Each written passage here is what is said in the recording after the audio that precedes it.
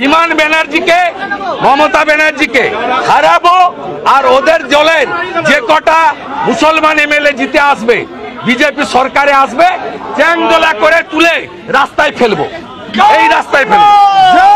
মারতে আসেন তো ওনাকে কি আমি রসগোল্লা খাওয়াবো নাকি? ঠুসে দেওয়া, ঠুসে। উনি তো আচার মারবো বলে আমি ঠুসে দেবো।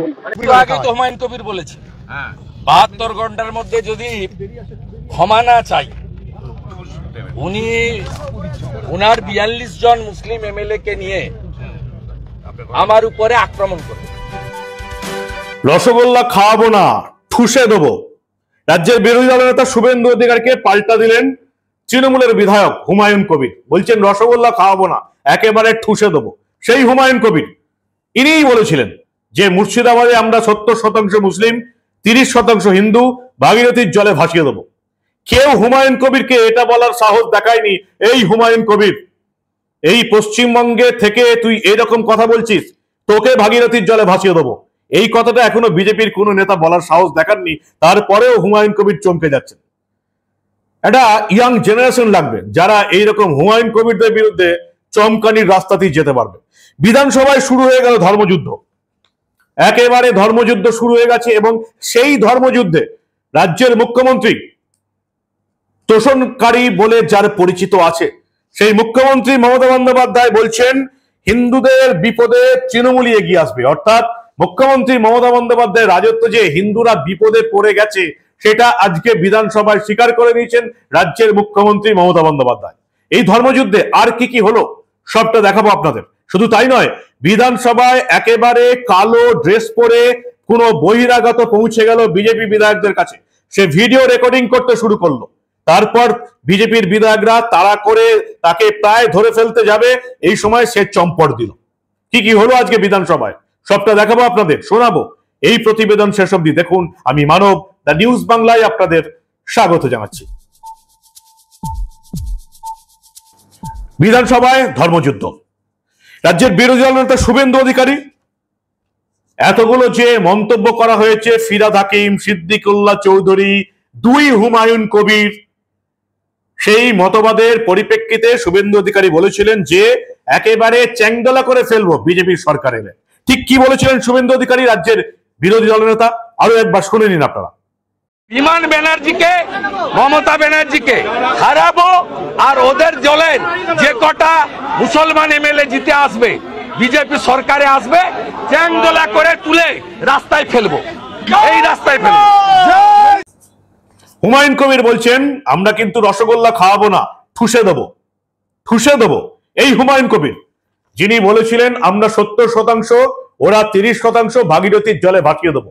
আজ অব্দি কোনো মুর্শিদাবাদের কোন নেতা তো ছেড়ে দিন, রাজ্যের কোন বিজেপি নেতাকে আমি এটা বলতে শুনিনি ওই হুমায়ুন কবির তোকে তোর এলাকায় গিয়ে রেজিনগরে গিয়ে মুর্শিদাবাদের মাটিতে দাঁড়িয়ে তোকে ভাগীরথীর জলে ভাসিয়ে দেবো। এটা বিজেপির নেতাদের বলা উচিত ছিল। যে যে ভাষায় বোঝে তাকে সেই ভাষাতেই ট্রিটমেন্ট দেওয়াটা এই প্রজন্মের কাজ।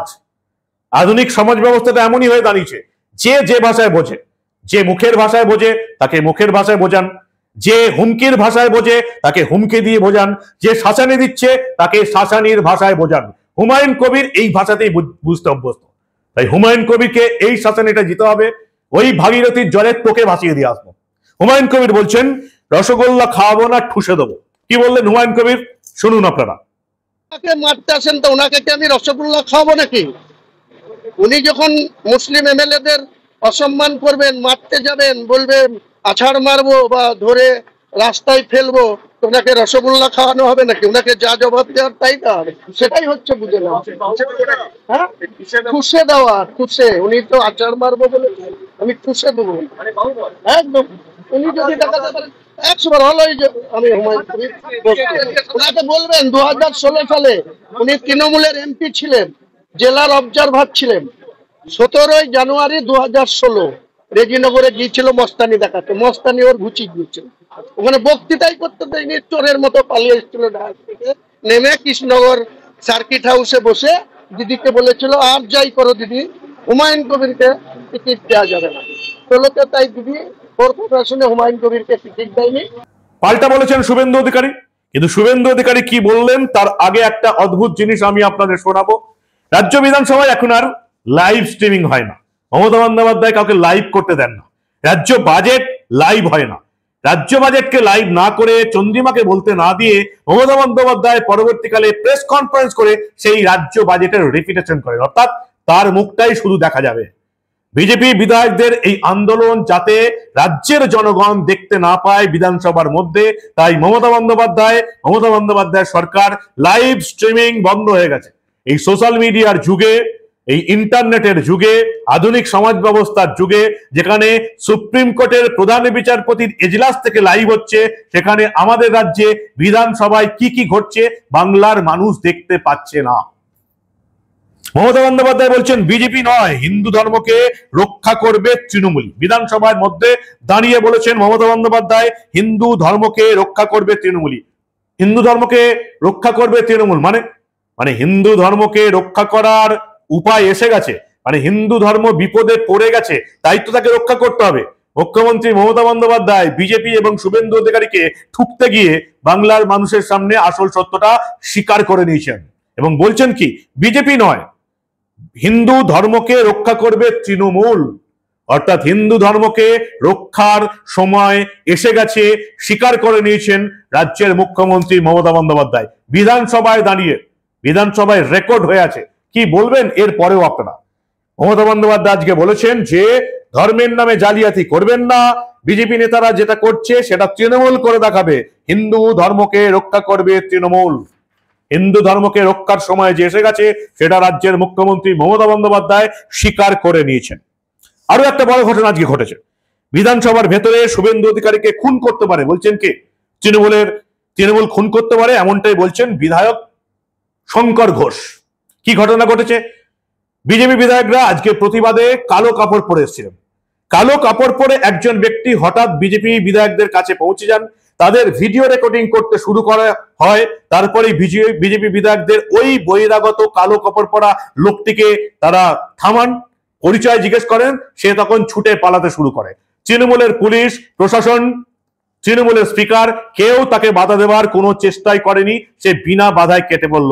এই কালো কাপড় পরা বহিরাগত লোকটিকে নিশ্চয়ই পুলিশ প্রশাসনের সাহায্য ছাড়াই তো বিধানসভায় ঢুকতে পেরেছে, তাছাড়া তো বিধানসভায় ঢুকতে পারবে না। কি বললেন শঙ্কর ঘোষ, ভালো করে মন দিয়ে শুনুন আপনারা। যে মুখ্যমন্ত্রীর উপস্থিতিতে আমাদের মতন কালা পোশাক পরে ভিডিও রেকর্ডিং করা হচ্ছিল এবং আমাদের বিশাল বাবা যখন বিষয়টি তুলে ধরে তখন ওই ব্যক্তি পালিয়ে যায়, অথচ স্পিকার চুপ করে বসে থাকে। নির্লজ্জ একজন স্পিকার সাহেব, তিনি দলীয় নির্বাচন করছে, তার বিরুদ্ধে প্রতিবাদ, হিন্দুদের বিরুদ্ধে এই জিয়াদের সরকার, এই সরকার, এই অন্ধ। শঙ্কর ঘোষ বলছেন বিধানসভার মধ্যেই শুভেন্দু অধিকারীর মধ্যে হামলা হবে এমন একটা পুলিশ প্রশাসন অবস্থা সৃষ্টি করছে এবং সেই জন্য ভিডিও রেকর্ড করে রাখা হলো আজকের পুরো ইয়েটা। অর্থাৎ কিভাবে প্ল্যান করে শুভেন্দু অধিকারীর উপর হামলা হবে বিধানসভার মধ্যে বা বিধানসভা চত্বরে, বলছেন শঙ্কর ঘোষ। এবং হুমায়ুন কবিরের এই মন্তব্যের উত্তরে শুভেন্দু অধিকারী বলেছেন, কি বলেছেন সেটা তার মুখ থেকেই আপনারা শুনে নিন। আগে তো হুমায়ুন কবির বলেছে 72 ঘন্টার মধ্যে যদি ক্ষমা না চাই, উনি ওনার 42 জন মুসলিম এমএলএ কে নিয়ে আমার উপরে আক্রমণ করবেন। ঘরে করুন, রাস্তায় করুন। আমি তো এত দূর আমার সেন্ট্রাল ফোর্স থাকে, স্পিকার আটকেছে 21 সাল থেকে। আমি তো একাই ভিতরে যাতায়াত করি, আমার পিএসসি এরা থাকে, কলিগ এমএলএ দ্বারা দু একজন যখন দেখা হয় থাকে। দাদা আমি তো এক্ষুনি আপনাদের ছেড়ে যাব। আমি দেখুন এগুলো ভয় করি না। মমতা ব্যানার্জি নন্দীগ্রামে স্পটে যায়নি, আমরা সাজিয়ে গুছিয়ে দিতাম। বুদ্ধবাবু তো দয়ার শরীর, আমার সঙ্গে রাজ্য পুলিশ থাকে না, এলওপি হওয়া সত্ত্বেও ক্যাবিনেট র্যাঙ্ক। বুদ্ধবাবু মমতা ব্যানার্জির সঙ্গে জ্যোতিবাবু বুদ্ধবাবু 20 জন করে ডাইরেক্টর অফ সিকিউরিটির পুলিশ দিয়ে রেখেছে। ভিতরে যদি কিছু হয়, আমি যেদিন হাউস শুরু হয় সেদিনই আমার পিএ প্রদীপ চ্যাটার্জিকে দিয়ে সুকুমার রায়কে জানিয়েছি, যেদিন এই বাজেট সেশন শুরু হয়, যে ইনসাইড দ্য প্রিমিসেস একটা যদি কেশাগ্র স্পর্শ করে কেউ, রেসপন্সিবিলিটি গোজ টু বিমান ব্যানার্জি অ্যান্ড মমতা ব্যানার্জি। হুমায়ুন কবির বলছেন, তৃণমূলের সাংসদ এবং জেলা পর্যবেক্ষক হওয়া সত্ত্বেও শুভেন্দু অধিকারীকে মুর্শিদাবাদে ঢুকতে দেননি, রেজিনগরে বক্তৃতা করতে দেননি। আমি চাই রাজ্যের প্রধান বিরোধী দল বিজেপির নেতারা রেজিনগরেই সভা করুক। হুমায়ুন কবিরের বুকের উপরে সভা বিজেপির রাজ্য নেতৃত্ব কবে করতে পারে এটাই দেখার। এই মুহূর্তে পাল্টা দেবার সময় এসে গেছে। যে ভয়টা হুমায়ুন কবির, দুই হুমায়ুন কবির দেখাতে চাইছেন বিজেপি বিধায়কদের, সেই পাল্টা ভয়টা এই হুমায়ুন কবিরদের দেখাতে হবে, তবেই সেটা রাজনীতি। যে ভয়টা কাটিয়ে দিয়েছে ওই ট্রেনের একজন প্রতিবাদিনী নারী, কয়েকটা থাপ্পড়ে গোটা মুসলিম সমাজের গালে থাপ্পড় দিয়ে বুঝিয়ে দিয়েছে আর ভয় দেখানো চলবে না, যার জন্য এই হিন্দু মহিলার পিছনে লেগেছে। এবং সেই খবর করার জন্য আমাকেও নাকি টার্গেট করা হচ্ছে, ফতোয়া জারি হচ্ছে সাংবাদিক মানব গুহর বিরুদ্ধে। কিন্তু সবাইকে যে ভয় দেখানো যাবে না, এবং বাংলার মানুষের এই ভয় যে আমরা দূর করে দেব, এটা তৃণমূল বুঝতে পারছে। তাই হুমায়ুন কবিরদের এবার ভয় দেখানোর পালা। ঠিকই বলেছেন শুভেন্দু অধিকারী, চ্যাংদোলা করে এদিকে বিধানসভার বাইরে বের করে দিতে হবে। রেজিনগরের বুকে দাঁড়িয়ে, হুমায়ুন কবিরের বুকে দাঁড়িয়ে সভা করতে হবে। দেখতে চাই হুমায়ুন কবির কি করতে পারে। এই দমটা এবার বিজেপির রাজ্য নেতাদের দেখানো উচিত। কি করতে পারিস হুমায়ুন কবির, তোর জায়গা থেকে সভা করব। এবার হুমায়ুন কবিরকে এই চ্যালেঞ্জটা দেবার, এবারের বিধানসভা ভোটের আগে এই চ্যালেঞ্জটা দেবার সময় এসে গেছে। মমতা বন্দ্যোপাধ্যায়কে এটা বুঝিয়ে দিতে হবে, যেভাবে মুসলিম নেতাদের লেলিয়ে দিয়ে কাউকে আর ভয় দেখানো যাবে না। এবং মুসলিম ভাই বোনদের বলছি, গোটা রাজ্যটার অবস্থা একবার তাকিয়ে দেখুন। মরছে মুসলিম, মারছে মুসলিম, জেলে যাচ্ছে মুসলিম, প্রেসিডেন্সি জেলে। এবং এই রাজ্যের বিভিন্ন জেলে যদি মুসলিম ভাই বোনেরা খবর নেয়, ৮০ থেকে ৮৫% যারা জেলবন্দি হয়ে আছে তা হচ্ছে মুসলিম। কি অবস্থা মুসলিমদের এই রাজ্যে, প্রথমে সিপিএম এবং তারপর তৃণমূলের হাতে পড়ে।